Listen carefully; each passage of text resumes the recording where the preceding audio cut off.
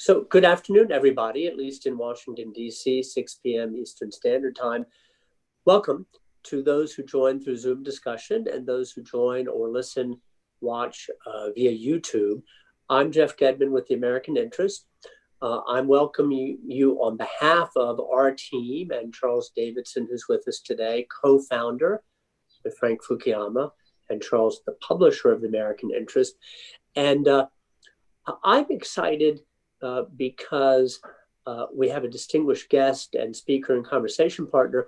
But I'll speak for myself. I suspect a number of you, I think we have someone from whom we can actually learn things. There's a lot of things spoken from which one doesn't always learn, if I may say. Gene Sperling is a distinguished economist who spent 8 years in the West Wing of the White House, advising President Clinton, who did a stint at the Treasury Department at a high level, advising the Secretary of the Treasury.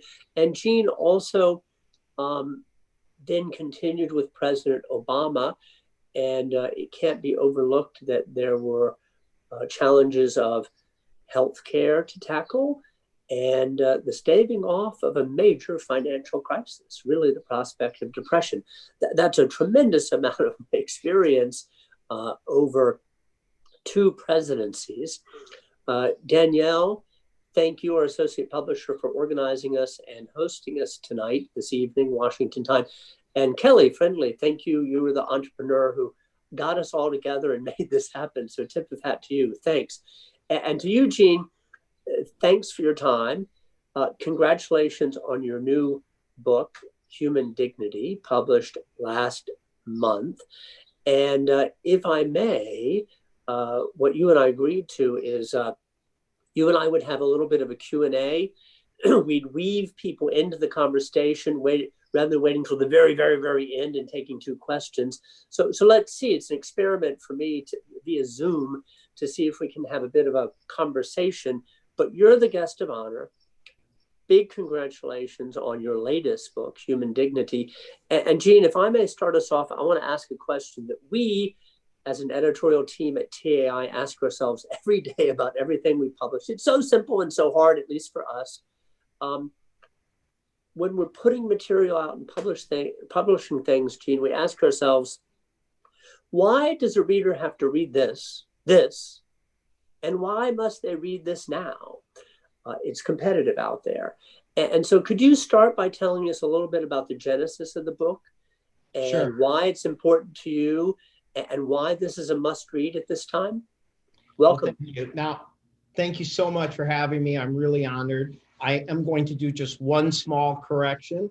The book is Economic Dignity. I didn't take on all of human dignity, but I did write Economic Dignity. I do want to tell you, sorry to interrupt you, that was my mistake. And then read his book, Gene's book, and you'll understand why I made the mistake. Sorry, go ahead. No, but thank you.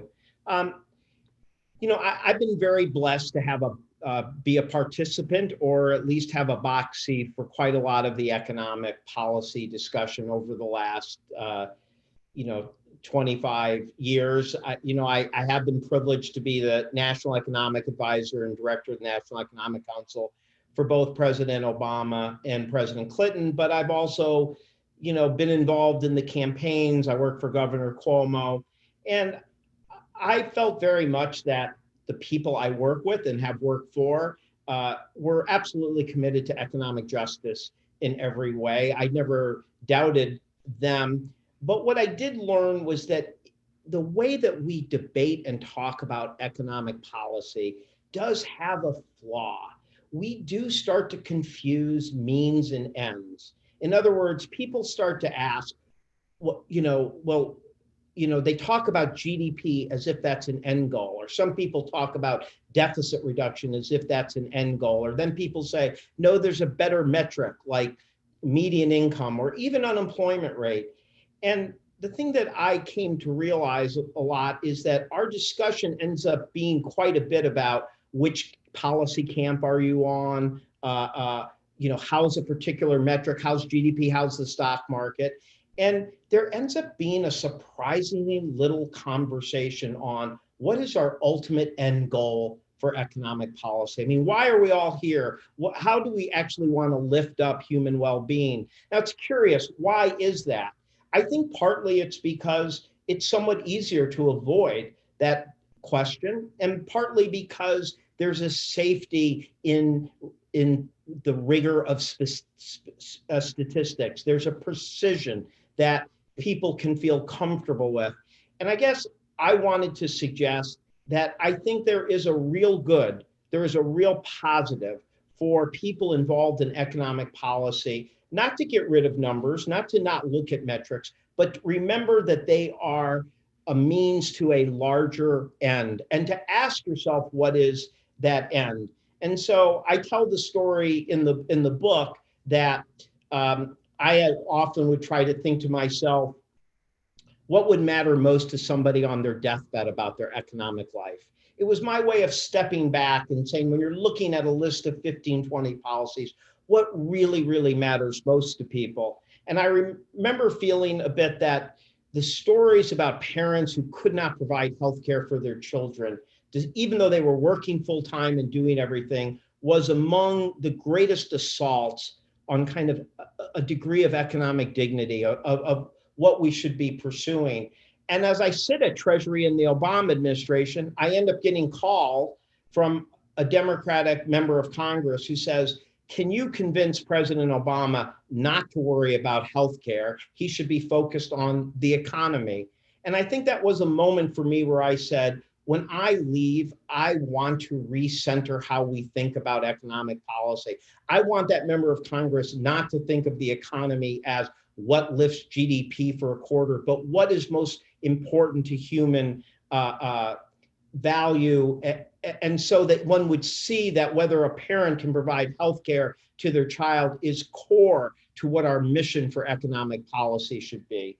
But I realized that to do that, you couldn't just criticize GDP, and you couldn't just say, oh, we should be about dignity or liberty or freedom. That I wanted to create a North Star that, or define what our North Star would be with enough detail that it could be a full definition.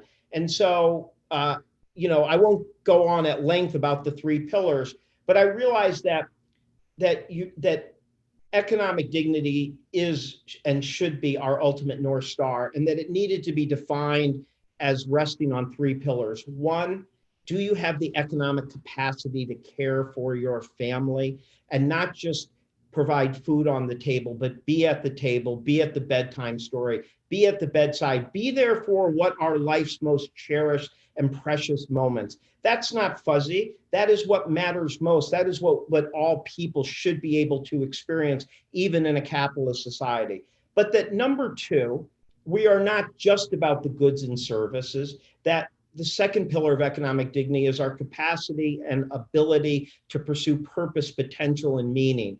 And sometimes when people have put forward the list of what should be a middle-class Bill of Rights or an economic freedom agenda, they tend to often list those services for economic security without realizing how basic it is on all of us to be able to contribute, to add value, to pursue purpose, and that for that to be real, one needs first and second chances. And then third is that an economic dignity definition or North Star does not work without a third pillar, which is that people have to have the power to work with respect as opposed to domination and humiliation. And of course, the reason why is that if you do not have those power and rights in our laws, or your ability to bargain or negotiate, then your desire to put food on the table, to achieve economic security for your family, can force people to have to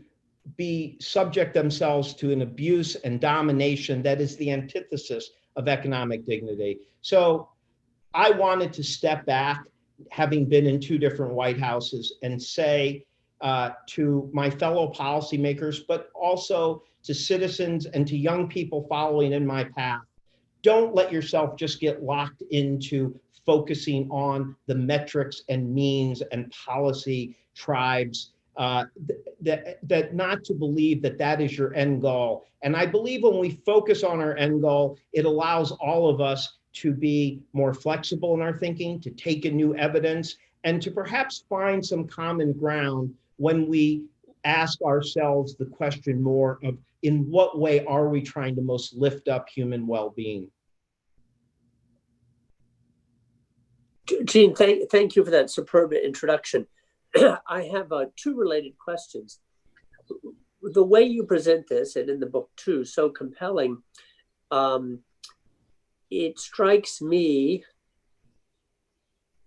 and I mean this as a compliment, as aspirational, idealistic.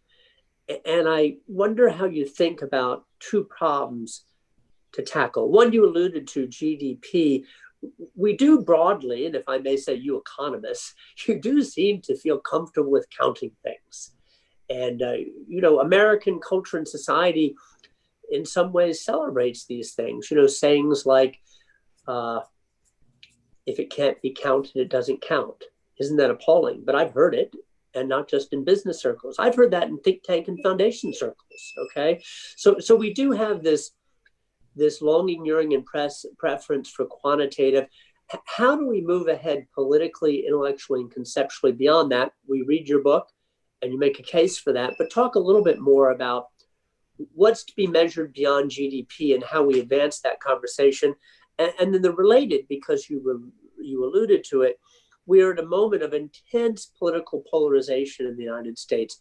How do we get people, both sides of the aisle and independents, to open up a little bit to new evidence, new data sets, and new ways of looking at these things? Because it's not an easy moment for that. Well, thank you. I mean, listen, I think I hesitated for a long time to write a book like this because I do believe in numbers and analytics and rigor, and there's nothing in these books. There's nothing in this book that moves you away from that. It's just making people understand that that isn't your end goal, and you shouldn't ever fail to ask that question. Let me give you a couple of very specific examples. So, economists often do not even label something as an economic issue until it shows up in a major economic metric. So for example, years ago, people didn't talk as much about paid family leave as an economic issue. Maybe it was a family issue, but it was an economic issue. But then suddenly people start saying the United States has lower female participation rate than Canada and the UK and Sweden and Denmark. And they say, aha, that's actually an economic issue. Well, why would you only call it an economic issue if you want people to feel fulfilled and work with respect in their economic lives? If they cannot be both workers and enjoy that which is the most precious moments of life, why wouldn't we think of that as a first-tier economic issue without having to show that it was lodged in labor force participation? Consider sexual harassment. If a large percentage of particularly women have to, as part of their economic lives, suffer from sexual harassment or even sexual violence at work, is that only an economic issue if I can show it fits into an unemployment rate issue? No, that should be a top-tier economic issue. The reason why you don't think of it that way is we limit ourselves to what fits in a metric. If you said that the goal of economic policy was economic dignity and that one pillar was that you could contribute with respect and not domination, then you would see how much sexual harassment there was and say that should be a first-tier economic issue, regardless of whether it shows up in the unemployment rate. Think about even the following. Right now, before COVID, the unemployment rate was low. So if you're a progressive, you often think, well, we're not for GDP. We don't want GDP or the stock market to be the metric.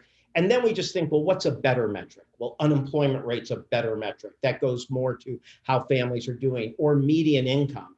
But if you focus just on those things, you will find huge amounts of economic pain are invisible. So right now, we are having a moment where we are looking at the essential workers, the ones we're applauding, the frontline healthcare workers, the farm workers.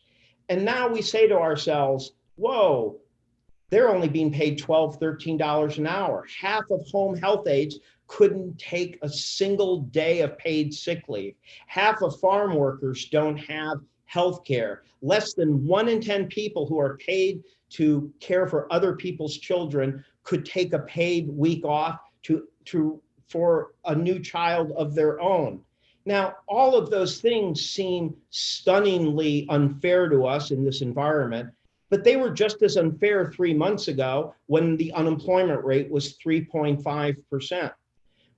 It's only recently, thanks to people like Ai-jen Poo and others, that people are focusing on the situation of domestic workers. It's not just a gig worker issue. We have often had workers who were counted as working, who wages might have gone up a little, but worked without legal protections, without legal standards, without benefits.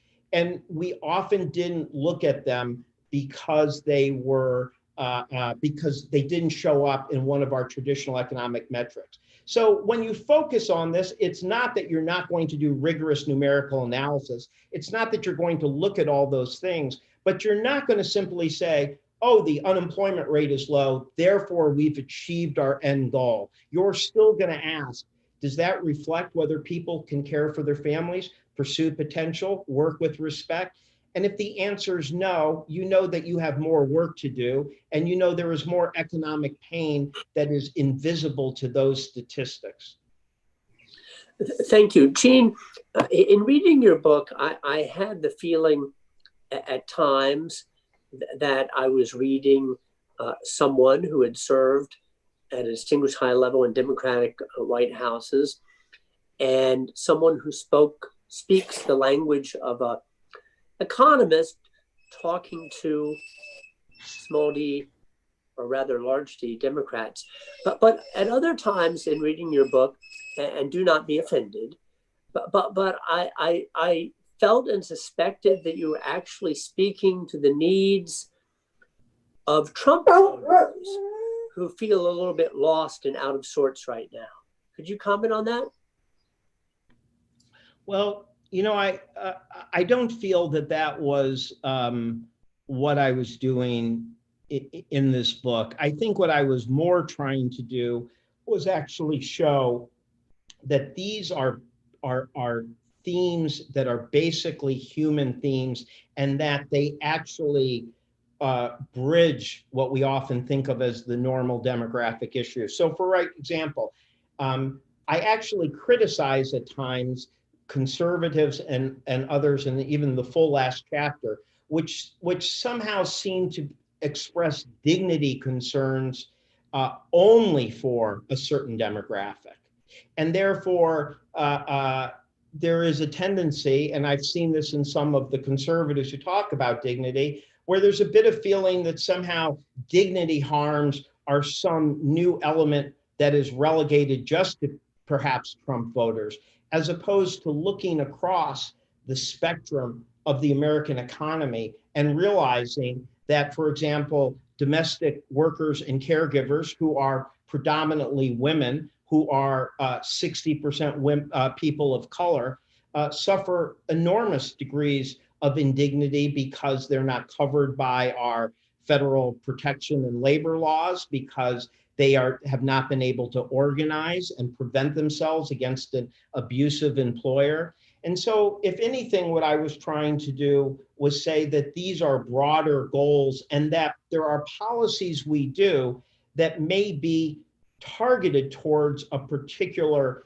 pain of a particular demographic group, but that they're part of a larger national mission and value of having economic dignity. So, for example, many people would say, look, a 17-year-old African-American male who has been born into a poor neighborhood, who has borne the disadvantages of systemic discrimination in the criminal justice system, that feels that their country has never given them a full first chance, that person is seen as having a completely different harm than perhaps the factory worker who loses their job in a manufacturing community. Well, they're different people with different life experiences.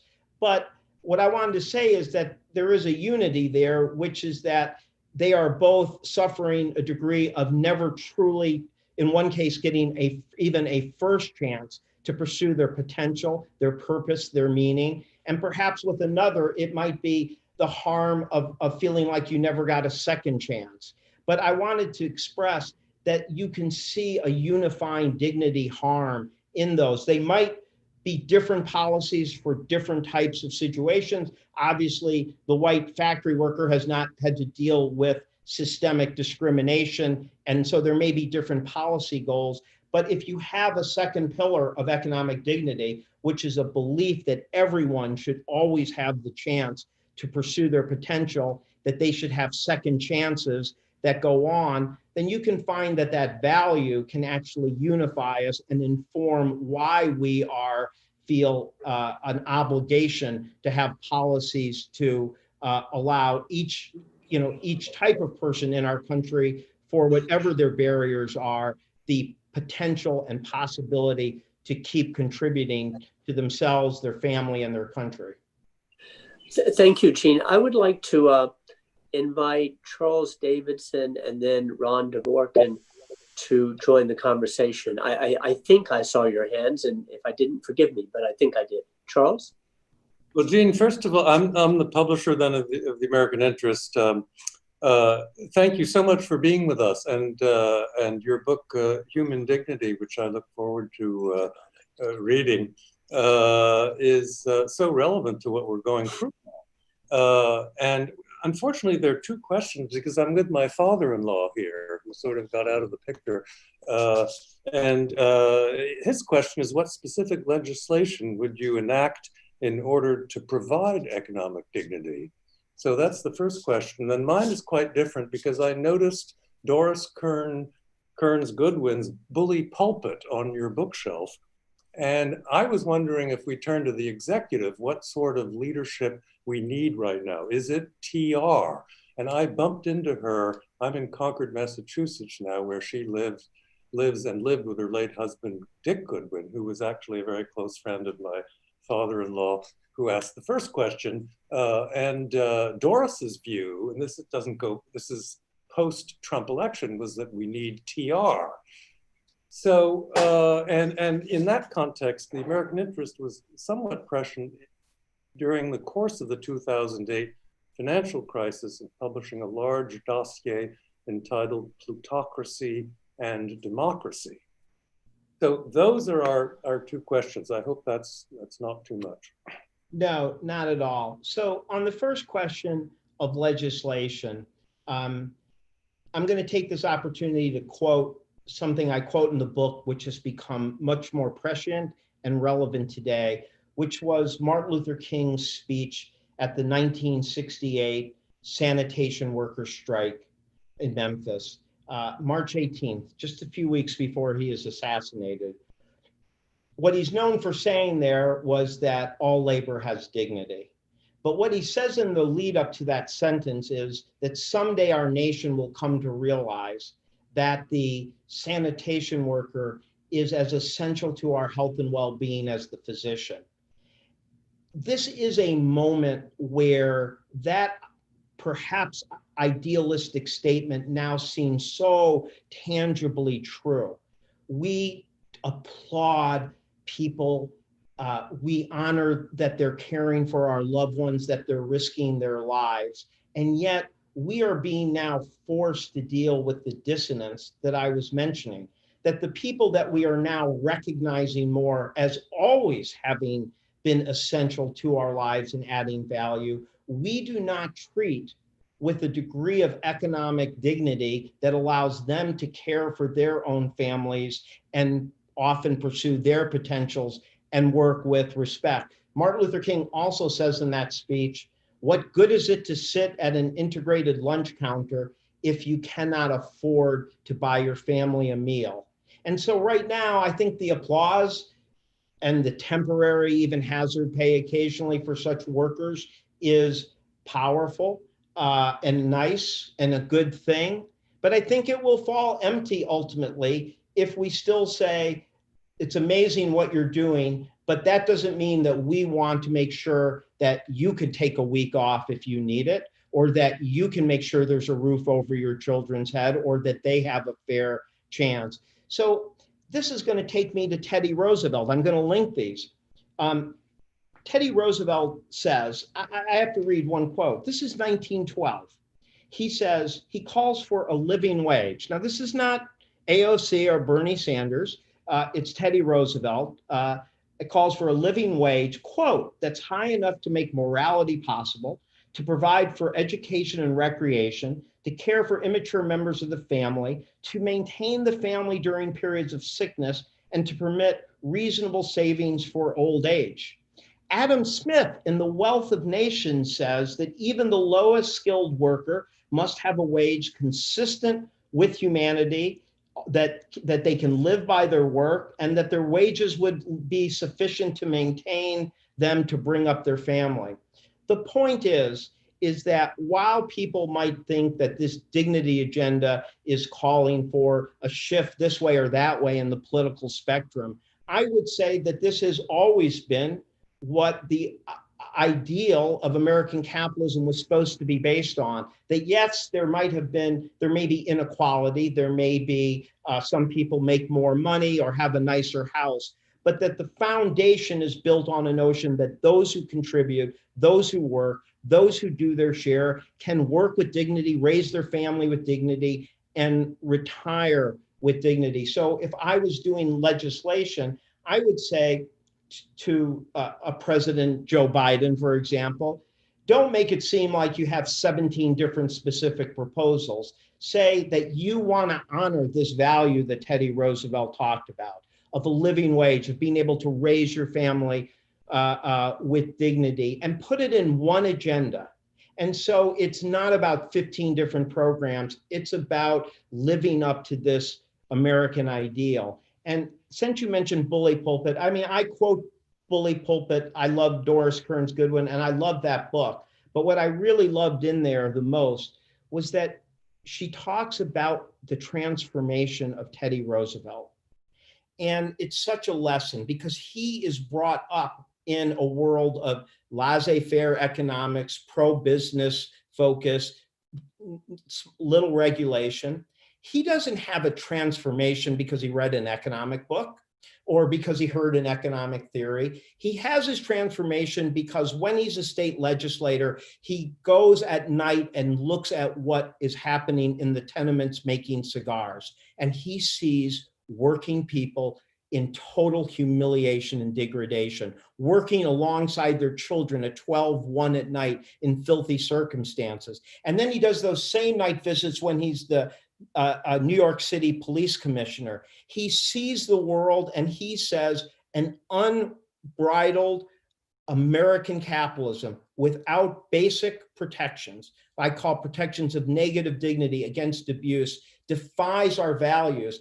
And his policies switch, not because he has an economic epiphany, but because he looks at the real world. And my challenge to many of the conservatives that I talk in this book is, you talk about you support the dignity of work, but then you turn around and vote against minimum wage increases, you vote against health security protections, you vote against training, because you are locked in this small government, free enterprise ideology, which becomes your end goal so that you can't have an end goal of economic dignity. And so in the end, rather than disparage them, I actually encourage them to be the next Teddy Roosevelts, to look beyond the box of your economic ideology. Don't make that your end goal. Make economic dignity your end goal. And if you have to change your economic view to reach it, then you do it, because your end goal is not an economic theory. It's about raising human fulfillment and allowing people to work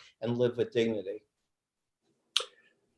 Thank you, Charles. Thank you, Gene. We're going to go to Ron Dvorkin and then Walt Hudson. And in each case, if you would identify yourselves, please. Ron, you first. Yes, I just unmasked myself. My computer doesn't work very well when I have the both going on the sound and the visual. But I thought it'd be rude to ask my question without the visual. I'm a contributing editor here at the American Interest, and I'm also a physician. I practiced for 30 years. I have two questions, one first for the upper middle class and the second for the lower middle class. If you were to ask me on my deathbed what I was most proud of or happy about economically, it would be that I escaped the division of labor. I escaped occupational specialization. I was able to do so, but it was not easy. And many doctors and lawyers and accountants and engineers and all the rest of the professional and technical class realized how difficult it is to do that, how you slog away at one small aspect of your profession all your life, and they can't escape it. Do you have any answer for them? It's even hard for them to get out of it because corporate capitalism has now purchased large practices of doctors and lawyers and accountants and so on. And they subdivide their work. So they have this specialization. Yes, they make a good living, but they're quite unhappy for that reason. The second question have to do with what you said earlier about the white working class person who had maybe at least a second chance. He already had his first chance to get a manufacturing job. He lost it, but he did get a first chance. I've noticed a tendency in the Democratic Party to have a faith in Rawlsian ideas the last 40 years, which is if you help the least advantaged, you can there consider yourself just. But what that does is conveniently allow you to help the underclass, but forget the working class, lower middle class, and all the rest, because as long as you help the least advantaged, you have allowed for justice. And if that's the case, what about all the rest of the people who are just a little above the underclass, but still deserving in their own right? I wonder if you could address those two questions. Well, that's a lot. There's no question that issues of poverty and race do lead to people and gender, do lead to people to face often more barriers to living with economic dignity. And that is critical to recognize. And today, of all times, it is critical to recognize. But the book does not seek to ask just what do we need to get people, as you say, an inch above poverty. First of all, the notion of an economic dignity agenda is to ask that there is a higher level of perhaps you could say what the floor is, but I like to think of it as not just a floor, but a certain guarantee for how each of us should be able to live. I say in my book, you can't have a vision that assumes everybody gets to achieve all their dreams. But one thing I do think that is unifying is, most people, as much as they care about their careers, a lot of what is very special to them is whether they feel that they are pursuing purpose and potential. And it is not always lower class versus, like what your exact job is. I have no question that there are people who get meaning and purpose from their jobs that is not often, or may get tremendous meaning and purpose from their jobs that doesn't fit into our normal view of did you go to grad school, what your professionalization is. And I also have no question that there are people who get stuck in more higher income situations who have to reflect on whether they are pursuing their sense of purpose and potential. I mean, it is more, the difference in doing an economic dignity book is that people who are better off have more options. It is more of a reflective, perhaps a psychological issue. For the person who's working 85 hours a week to put food on their table and doesn't feel that they were actually able to be at the table for their child, they are facing a constraint that is deeper, because for them, fulfilling that first leg of economic dignity of caring for their family can be in a way subjecting them to the indignities of abuse at work or overwork or not being there. I do talk about a chapter in the book called "Do All Jobs Have Meaning?" And I do try to go through what different studies show about that. And it is much more diverse than what your education level is, et cetera. In terms of, I'm sorry, your second question was, remind me, I apologize. It was the first question was on occupational specialization. The second question was the Rawlsian issue. If you help the underclass, you're pronounced just.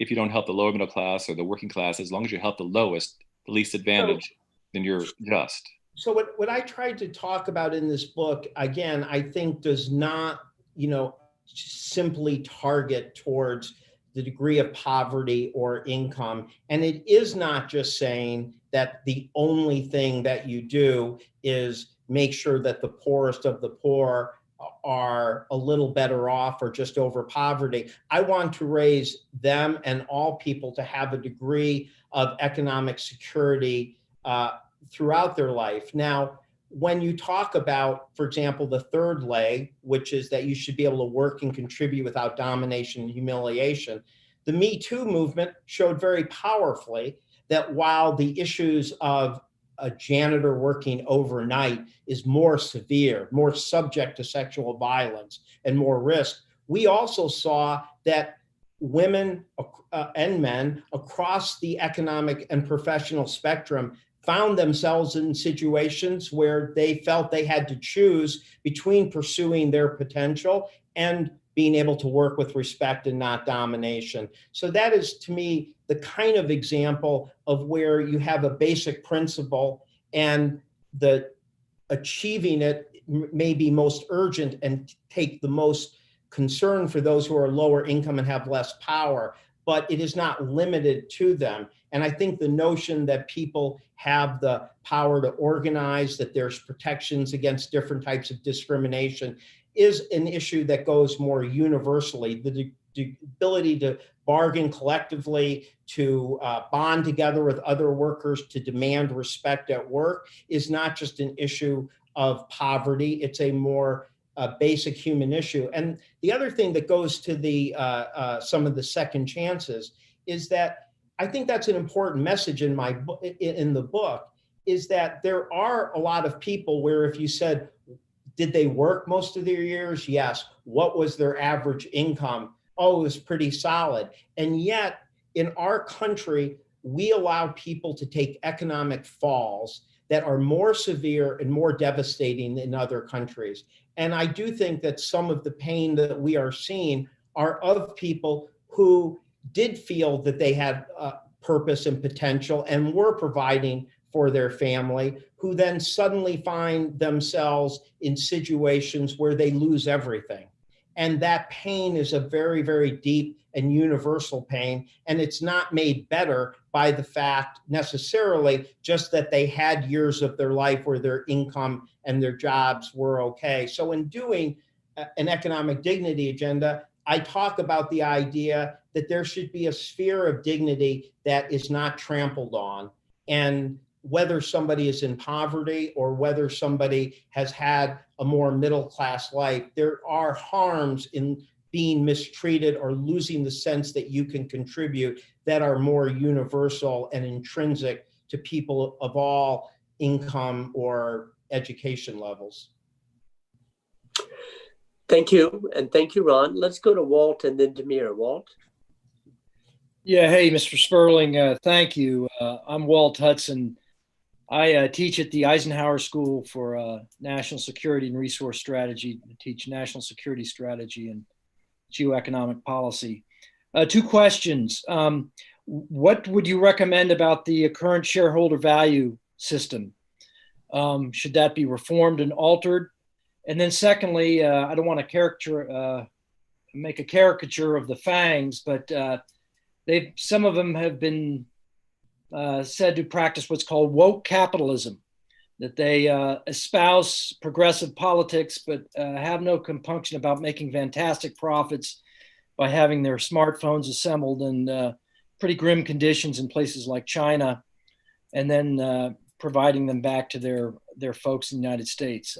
How do we get the FANGs, for example, to reshore, to invest in more than simply apps for your smartphone, but in things that can provide growth and productivity to the American people? Thanks. I look forward to reading your book, by the way. Well, thank you. I would love to send around to anybody my Atlantic article, which is an excerpt. It's got a funny name. It's called Punching Steph Curry. That was to grab grab your interest for an economic policy person. But the basic view of that is that we choose how to structure capitalism. We choose how to structure markets.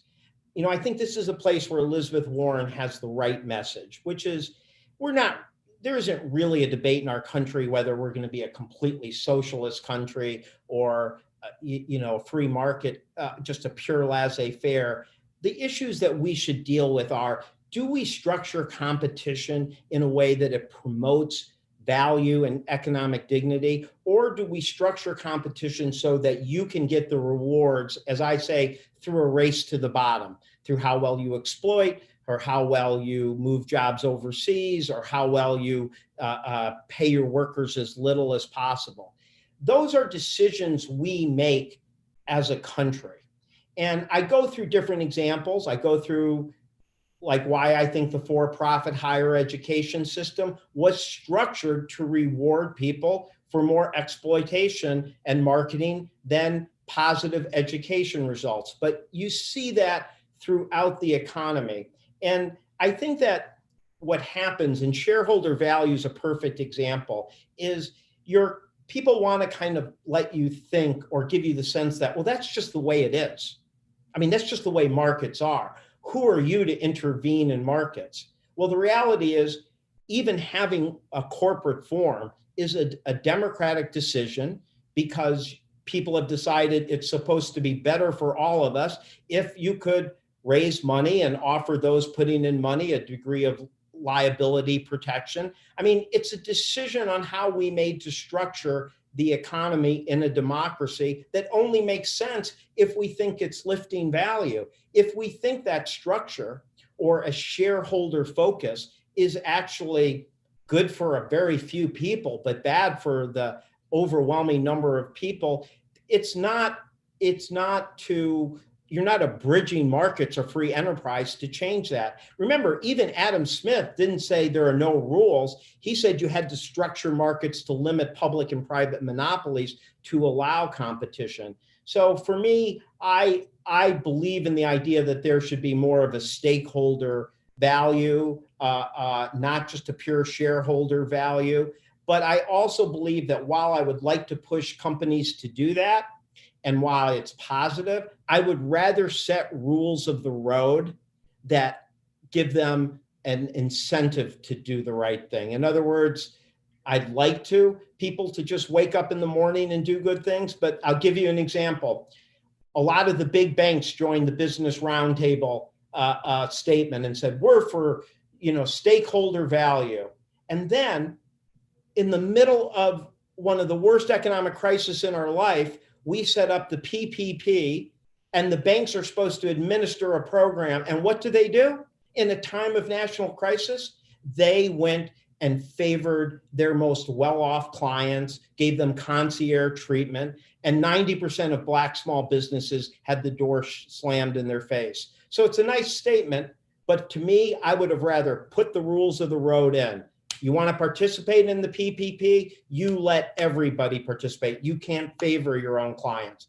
I like when a company says they're for climate change, but I'd rather have the rules of the road that require them to do it. And I'll tell you, my experience doing some consulting in the private sector is how many times somebody says, oh, Gene, we'd love to do that, but our competitor won't. We would love to pay our workers more, but our competitor won't. We would love to have more consumer protections, but our competitors won't. So if you raise the floor and have a $15 minimum wage, if you raise the floor on consumer protections, you don't take away competition. You just take away the kind of race to the bottom competition. You'll still have vigorous competition, but you're going to do so in a way where you are structuring it to more positive results for the economy and the society as a whole. And how else could you justify structuring market rules in a democracy other than it serves the people of that country? Thank you very much, Walt and Gene. So Demira, I'm coming to you. Thank you for your patience. And you forwarded to me from Jason Lloyd, who's watching or listening, following by YouTube, a question, a specific, it plays off of of something that Walt finished with, Gene. Technology and tech innovation, it's an opportunity, it's peril. How can that be better harnessed? I'm paraphrasing Jason, sorry if I get a little bit wrong, but how can that be better harnessed to support your vision of economic dignity? Well, that is another, I have a chapter on, managing change and economic dignity. And, again, I feel like it's a bit with the markets. There's a tendency to posit ourselves as passive and helpless. Oh, there are these huge forces of globalization. There's nothing we can do. There's going to be technological innovation. There's nothing we can do. Of course, there is some truth to the notion that technological innovation and efficiency will at times disrupt current jobs, cost certain jobs a bit. But we have lots of choices as a country about what we do. I quote Frey's book in there where he talks about technological change, and he talks about the British Revolution, and he says, people said, well, it really worked out well. He said, yeah, but for the workers who lost their jobs, they went through 3 generations of disruption and poverty. It didn't work out well for them. Having an economic dignity frame means that you don't just say, wow, we have a trade agreement, it will be great for everybody, or yeah, there's some new innovation happening, it's going to lower cost and make it easier to watch, to get entertainment. And if it just completely devastates a community or it devastates a number of workers, so be it, the market will correct itself. You can't stop all technological change, and you don't want to. If we had a cure for Alzheimer's today, that would disrupt a certain number of jobs, but we'd be very happy about it. But you can decide as a country that you are not going to let a certain fragment or certain section of people or workers or communities bear all the cost. You can be more affirmative and more aggressive. We can invest more in, I think we've allowed the phrase industrial policy to scare us away from realizing that we in the government can help shape a lot of different types of job creation. We can help shape what types of jobs are created on our shore. And we certainly can shape how much harm we let a community or person go through. Other countries, people lose jobs. In the United States, people suffer more. And what we've seen in many of the manufacturing communities is not only do we not have answers or appropriate policies to help people go through a significant job dislocation, we have nothing to help their communities. And so you get this negative cycle where people lose a factory, they lose their job, their community spirals down, they spiral down. That is not an act of God. That is an act of policy failure. And so I think that there's so many things we could do. We could have, for example, like we have DARPA, we could have an ARPA for AI. We could say, we know that AI may cost jobs in certain areas, but let's do public support for the places where it's going to actually supplement or increase jobs. We can say, yes, we may have a bit of dislocation because of this technology or that innovation, but what can we do to now spur more jobs in a green infrastructure or making us the powerhouse for creating the next electric battery? These are all decisions that we make. And it goes to my point before about the shareholder value. It's not about markets versus socialism. It's about the decisions we make on what type of a market economy we want. And I think that we right now, people sit around and they say, oh, there'll be winners and losers, and oh, we should do a little bit for these losers, and they don't. And the whole concept of calling certain people losers is offensive. What you should say is an economic dignity frame is we can't stop all change and disruption, but we do have the power to say that when that change and disruption happens, we're not going to let a small number of people in our country bear all the harm and all the devastation. We have the power. And to give an example of doing something right now, we have unemployment insurance for a while that is providing 100% replacement for people. We never do that. We usually provide 35 or 40%. That's a policy decision. We can fund people in finding and giving them income support while they find new careers. We can help them ensure that they don't lose their house. We can help locate jobs and location to places that are suffering devastation. The fact that we don't do that is a policy choice that we make that ends up costing enormous economic dignity to a portion of people in our economy who then feel like nobody cares. And in a sense, they're right. We have economic policies and we're looking the other way at the devastation that people have. And I'll tell you, even when you're in the White House, we don't have the tools to help people. We need new policies to help communities to be able to create more jobs and to have a much stronger economic dignity net in terms of income and housing and healthcare. So losing a job will always be painful and inconvenient, but it doesn't have to lead to the devastation that it does too often in our economy. So thank you, Gene. Now, Demir, you're going to kill me, and here's why. I keep saying I want you in the conversation, but when I see in chat that Sean's question has direct bearing on this segment, I'm going to call on Sean. He's going to have the penultimate question, but Demir, you're going to have the final, fat, full opportunity, okay? Sean. Thanks, Jeff. My name is Sean Keeley. I'm an associate editor with The American Interest. I wanted to hear how you think about the question of universal basic income. This has become a more popular idea recently. And I suppose that, advocates would say it's premised on this idea of economic dignity, that people need a basic income, a baseline level that they can, so they can focus on larger goods, whether it's family, community, and so on. But critics, on the other hand, would say that, in fact, this idea kind of ignores questions about the dignity of work or the larger purpose people can find in meaningful employment, and so that it goes against economic dignity.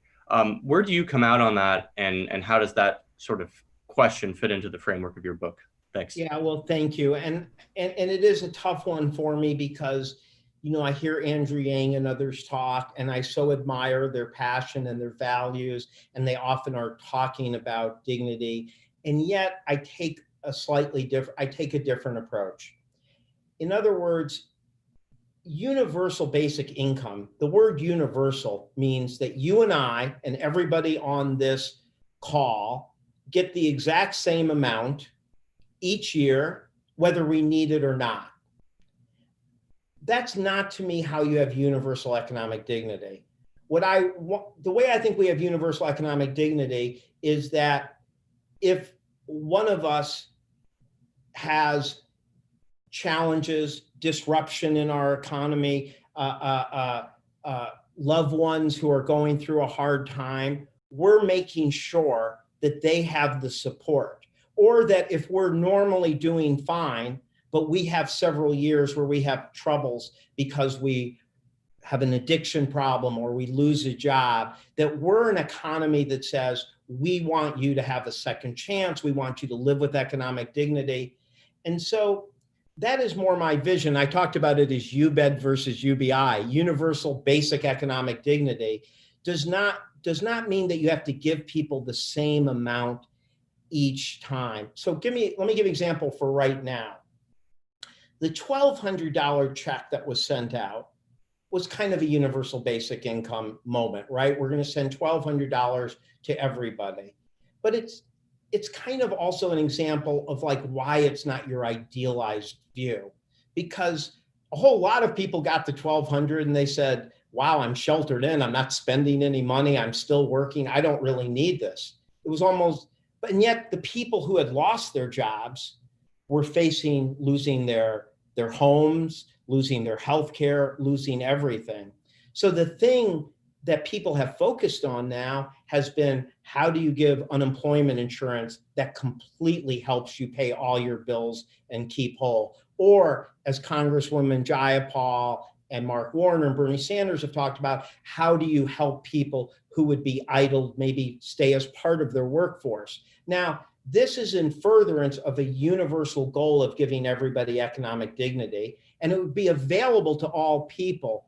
But we give larger amounts to the people who have lost their jobs than, as opposed to just saying, how do we share everything for everyone? My other worry, to be quite honest, is that I do worry that it will crowd out our capacity to do the other things we need for economic dignity, like move to universal health care. We're looking at systemic racial discrimination now. That requires government. That requires government investment in neighborhoods. It requires government investment in affordable housing. It means really giving young children not just quality preschool, but really the kind of help and equity for them and their parents throughout their youth and young adulthood.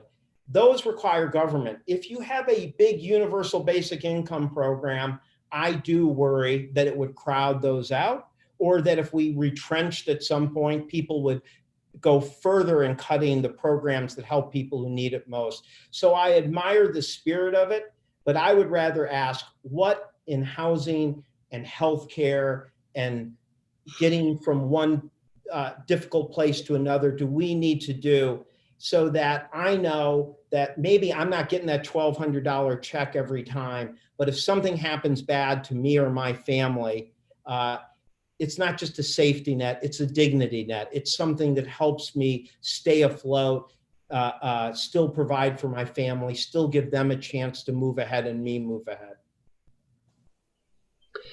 Thank you, Sean and Gene. Demir, over to you for a final question, and then we're going to wrap it up with Gene now. Demir? Mr. Sperling, thank you so much. My name is Damir Marusik. I'm the executive editor here at the magazine. So let me just ask you, is a specific question, but maybe also just a question about how you wrote the book. I really appreciate the thrust of it, that we need to think in bigger terms about this. I'm wondering whether part of the impetus for it was, being in the administration and seeing how the recovery after 2008 played out, and whether you're unhappy about some of that. So my first part of the question is, I don't know, would you reflect on what went right, what went wrong, and maybe what insights you got from 2008? And then the flip side of that question, and this is something we talk about a lot in the magazine, is, if Democrats win coming up now, they'll be facing well, who knows? It's 5 months away. Maybe this is a V-shaped recovery, and they're hitting boom times. It just doesn't feel like it right now, and especially the disjoint between how the real economy is working and then the stock markets also points to this thing that traditional measures just seem really, really off at this point. So given the fact that now, we've committed ourselves to these massive bailout funds, bailout budget, and, the deficit's gone up in such a huge way, can you talk about advice, maybe priorities for the incoming administration within your framework of dignity? What's important? What are the highest priorities? And what kind of heuristic would you even use to identify the best way and the best things to go forward? Thank you so much. Well, I think it goes to some of the conversation that we've just had, which is that it's too easy to look at things just like the unemployment rate, or just say, GDP's getting back and the recovery. The thing that's painful when you look at the recovery in 1982, after the 1982 recession, the recovery after the 2008, is that lots of people did recover, but lots of people did fall into downward cycles that were more harmful to their life opportunities and their economic dignity. So I think that it goes to the issue of yes, if you go through a period like we are right now, people are going to struggle. I think we're in for a long, difficult period. I think it's going to take quite a serious effort for us to get below double-digit unemployment for a long time, which was, 10% was the highest you ever had in the recovery. But again, this is where, again, I think looking at metric gets you, concerns you. I mean, can take you away from focusing on what matters most. The lasting harms we saw were people who went through long-term unemployment. I always say, you lose your job for a few months, you cut back, you get rid of a car, you cancel a vacation, you sleep in your brother-in-law's, house for a couple of months. It's not fun, but people recover. When people stay unemployed for a couple of years against their will, they often lose their house, they often lose their spouse, they often lose their health. A lot of people never recover. That is a more serious failure of our notion of giving people long-term economic dignity. We also saw lasting harms to, I think, the African-American community in terms of wealth, in terms of housing. And so, right now, we had 46% Black home ownership in 2006. It's only 44% now. It still has not fully recovered. That's pretty bad, but if you recognize that we already have a gaping Black-white wealth gap, then that is even a worse type of issue. And so what I think that it means a little bit is you don't just look at the numbers and say, great, we're in recovery, or great, some people are coming back. You look and say, what is happening in the economy? What could happen in this recovery that could actually set people back for their whole lives? And you focus and target more. Now, I can't say that just like realizing these things always can make you, if you went back in time, you could change things. I mean, Bill Clinton had all Republican Congress for his last 6 years. There was just a limit of what you could do in that situation. Even President Obama, was facing the constraints of a skeptical public about how much money was being spent, was trying to get universal health care in place. So what I would say I liked about the recovery is that he stayed with the health care, that he recognized that filling that dignity gap for people who have pre-existing conditions or don't have health care is so damn important that you didn't put that to the side. What I wish we had done more as a country is have dealt more aggressively with long-term unemployment and dealt more aggressively with preventing evictions and people losing their homes, because I think that is where you got the greatest dignity harm. So I would say, folks, let's not just look at the unemployment number. Let's not just look at the GDP. Let's look at where lasting deep harm can happen to our fellow citizens, our neighbors, people we care about, our family members, and ask, what do we do? And it goes to my question before. It's why I'm not for just giving everybody the same amount. I'm for a more targeted focus on, it's based on the universal value of economic dignity, and it should be universal, but it doesn't mean it has to be the same for everybody each year. It's the same for everybody who could be going through that kind of personal and economic devastation. So thank you, Demir, and thank you, Gene. So I have a concluding remark and then a final question for our guest of honor. The concluding remark is, please buy and read this book titled Economic Dignity. It's Penguin Random House. Did I get that right? You did. Yes. And would you hold it up, Gene, please? I read it on Kindle on my iPad, but could you hold it up for us, please? Yes. Great. Thank you. Congratulations. We're going to invite someone to write about the book for us, The American Interest. We would love it if we could tempt you at some point to write for us, The American Interest. And my final question, Gene, sometimes we ask guests in times like these, in lockdown, what are you listening to? Or what are you watching? Or what are you reading? Good question. I don't think I've done quite as well at finding something I wanted to binge with. But one thing very nice is I still have a 14-year-old at home. And she was with me in DC when I was at the West Wing and would come to the office. She got to come with me to Camp David.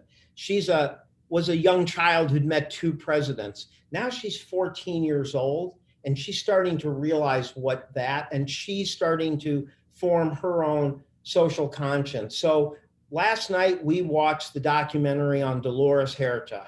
I mean, what a powerful thing about, the trade-offs, the balance.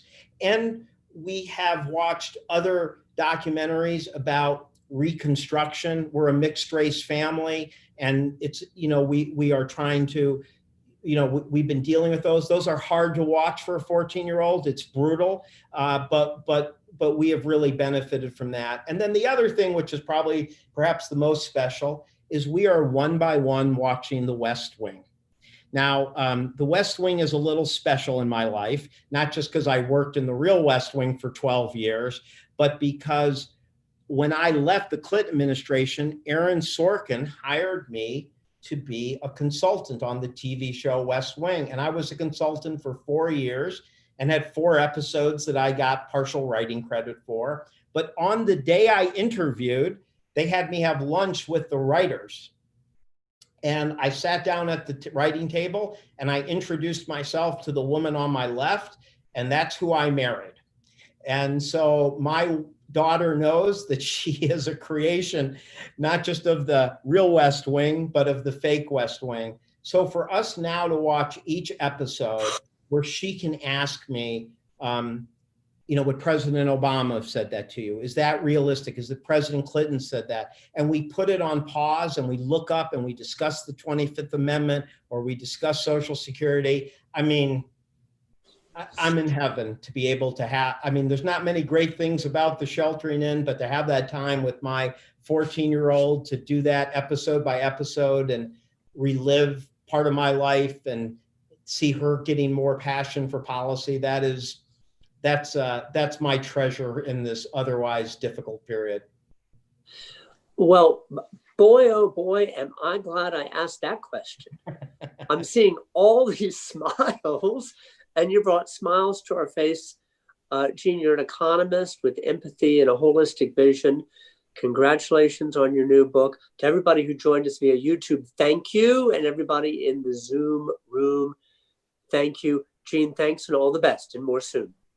Thank you so much for having me. I'm really honored to have been able to have this discussion with them, and honored to people who've taken their time to listen. So thank you.